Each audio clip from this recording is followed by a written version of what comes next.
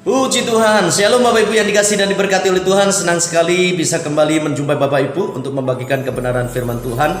Berkat firman Tuhan adalah yang terutama dalam hidup kita semuanya. Tuhan Yesus baik. Ya, puji Tuhan. Mari kita akan melihat di dalam Efesus pasal 5 ayat 22 yang berkata seperti ini. Hai istri, tunduklah kepada suamimu seperti kepada Tuhan. Lalu kemudian ayat 25 kita lompat.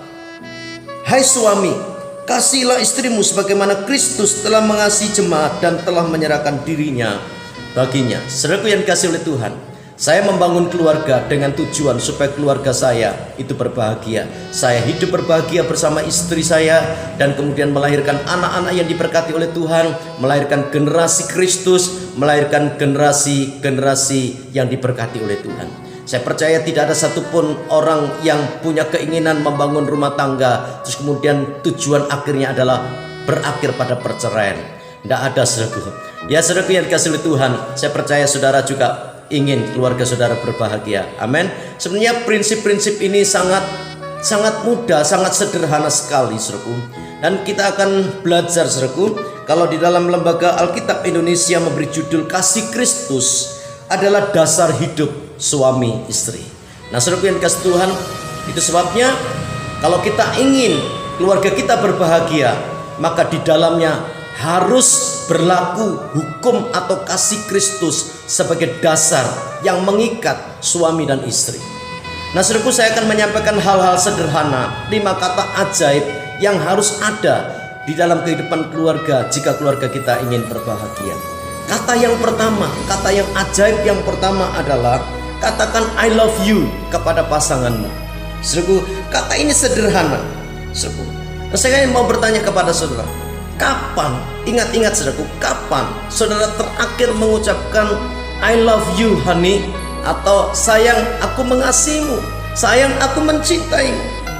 Kapan terakhir saudara mengucapkan kalimat ini, kata ini kepada pasangan saudara? Kalau saya sebagai suami, ya, pertanyaannya kapan saya terakhir mengucapkan sayang aku mengasihimu?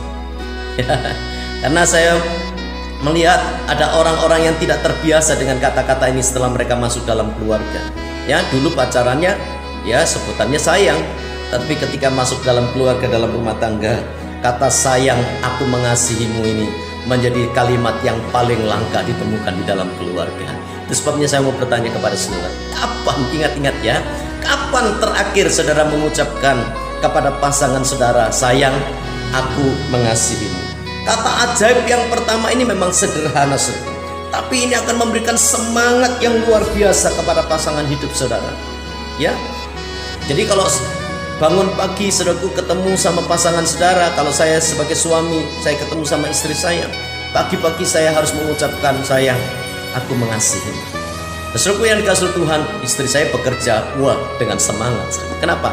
Ada kata sayang yang diucapkan oleh suaminya. Demikian juga saudaraku, istri juga harus mengucapkan sayang aku mengasihimu. Waktu suami mendengar kata sayang, ucapan sayang dari istri yang dicintainya, maka suami ini pada waktu dia bekerja di kantor, dia bekerja dengan semangat karena kata sayang yang diucapkan oleh istrinya itu menjadi penyemangat hidupnya. Dia bekerja dengan sukacita, dia bekerja dengan berbagai semangat yang luar biasa. Kata yang kedua, kata ajaib yang kedua adalah belajarlah untuk mengucapkan please atau tolong dong. Gitu, saudaraku. Ini kan sederhana, saudaraku. Jika suami ingin minta dibuatkan kopi, ya saudaraku yang dikasihi Tuhan, oleh istri, maka mulai dengan kata please. Ya, sayang, tolong dong. Ada kata tolong, saudaraku. Sayang, tolong dong buatin aku kopi yang terbaik, saudaraku yang dikasihi, yang paling enak. Ya, apalagi jika ditambahkan dengan kata I love you tadi, saudaraku. Sayang, aku mengasihimu. Bolehkah aku minta tolong engkau membuatkan aku secangkir kopi yang enak? Wah, saudaraku, istri saudara akan segera lari ke dapur. Dia akan buatkan kopi yang sangat enak, saudaraku. Kopi yang terenak. Ya, saudaraku yang dikasihi Tuhan, dia akan memberikan dengan penuh kasih sayang. Dia akan membuatkan dengan penuh kasih sayang, dan kopi itu akan dipersembahkan kepada saudara sebagai suami yang dicintainya. dan saudara bisa menikmati kopi itu dengan sukacita. Ya, tapi beda kalau saudara ya cara minta kopinya dengan membentak, ya, dengan kata-kata yang kasar. Hei, tolong buatin kopi dong. Kopi. Sering gitu. Istri sudah kesal, saudara. Ya, kenapa? Karena dia pikir, loh, aku ini emangnya pembantu. Ya, kenapa tidak ada hormatnya sama sekali? Kenapa tidak ada sikap untuk menghormati aku, menghargai aku sebagai istrinya? Dia akan pergi untuk buatkan saudara kopi, tapi dengan perasaan kecewa, ya, dengan hati yang berat. Dia pergi ke dapur, dia membuat kopi, tapi kopi itu dibuat sengaja untuk pahit buat saudara. Atau saudaraku, kalau dia kecewa, ya, dia akan pergi ke dapur, ya, tapi dia tidak buatkan kopi. Dia balik lagi tanpa membawa segelas kopi. Dia keluarkan dari kantong bajunya, saudaraku, ya, sebuah permen kopiku. Dia berkata, nih gantinya ngopi. Puji Tuhan, saudaraku yang kasih Tuhan. Kata ajaib yang ketiga yang perlu kita ucapkan, saudaraku, ya, kalimat-kalimat sederhana. Ucapkan kata-kata thank you, terima kasih. Setelah istri saudara membuatkan kopi yang sangat enak dengan hati yang penuh sukacita, karena saudara memintanya dengan please, tolong dong, dengan kata-kata sayang, aku mengasihimu, dia akan buatkan kopi yang terbaik. Nah, setelah dihidangkan kepada saudara sebagai suami wajib untuk mengucapkan kata terima kasih.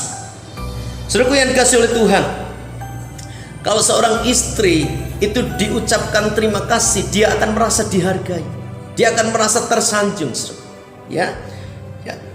Tapi kalau saudaraku yang dikasihi Tuhan sudah dibuatkan, ya, kopi, ya, yang terbaik, tapi tidak ada rasa terima kasih, ya, besok saudara tidak akan dibuatkan kopi lagi.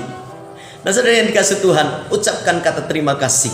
Kata terima kasih akan membuatnya menjadi seorang istri yang dihargai oleh suaminya. Kata ajaib yang keempat adalah I am sorry, ya, maafkan aku jika kita berbuat salah.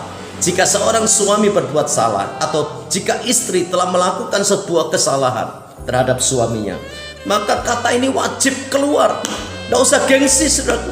Dengan mengucap sorry, dengan mengucapkan maaf kepada pasangan karena engkau yang salah, tidak akan mengurangi kewibawaan kita, tidak akan mengurangi kewibawaan saudara sebagai seorang suami, atau kewibawaan saudara sebagai seorang istri. Tidak, justru pasangan saudara akan sangat respect sekali. Kenapa? Karena dia bisa melihat, waduh, suamiku ini walaupun dia laki-laki, dia berani untuk mengucapkan kata maaf ketika dia bersalah.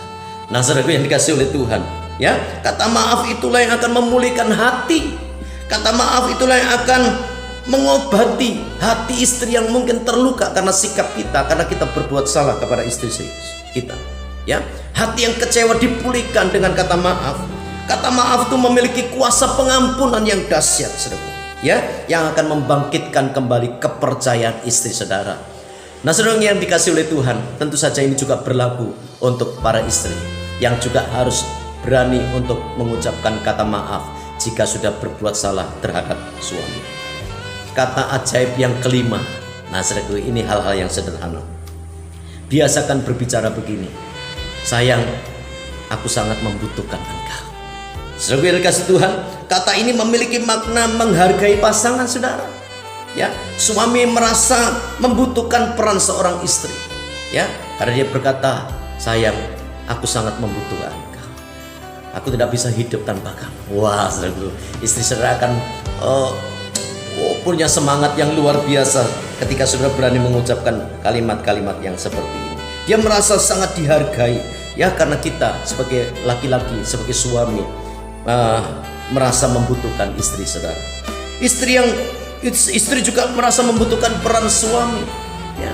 Bukan hanya butuh gaji yang diterima suaminya untuk disetorkan kepada saudara sebagai seorang istri untuk mengelolanya, tetapi setiap waktu, setiap saat kita harus biasa untuk mengucapkan kalimat-kalimat yang sederhana tadi, dan itu akan membangun kepercayaan keluarga saudara. Puji Tuhan, saudaraku, istri diberkati, suami diberkati, anak-anak diberkati, keluarga rumah tangga kita diberkati oleh Tuhan.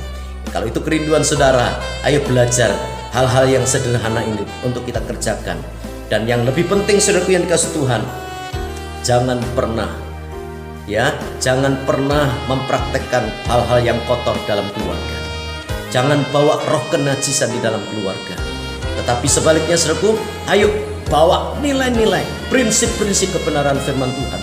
Ya, bawa kekudusan di dalam keluarga, bawa kesetiaan di dalam keluarga, bawa saling percaya satu dengan yang lainnya di dalam keluarga. Keluarga saudara pasti akan merasakan suasana surga. Istri akan merasa sangat senang sekali, sangat mengasihi suami. Demikian juga suami akan merasa sangat nyaman bersama istrinya di rumahnya. Puji Tuhan, Tuhan Yesus memberkati kita semuanya. Shalom, shalom, haleluya.